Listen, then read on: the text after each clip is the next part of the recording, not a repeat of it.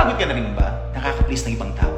Yung parang laging may standard kang kailangan abutin or may image kang dapat panindigan para lang masabing okay ka. Alam mo, normal lang na gustuin po natin na ma-approve ng iba.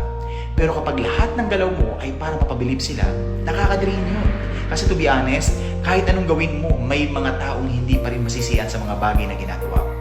Pero good news, hindi mo kailangang i-impress ang lahat. Sabi nga po sa 1 Corinthians chapter 10, verse 31, "So whether you eat or drink, whatever you do it for the glory of God."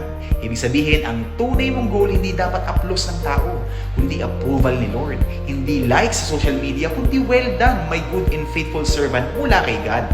Kaya kung nag-aaral ka, study hard, not to be the smartest in the room, but to honor God.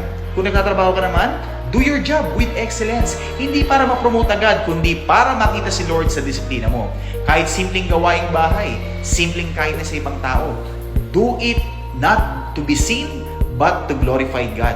At the end of the day, hindi mahalaga kung maraming tao ang napapabilib mo. Ang mahalaga, natutuwa ba si Lord sa puso mo habang ginagawa mo yan? Yun ang tunay na success. So chill ka lang, stop performing for the crowd, start living for the one who sees your heart.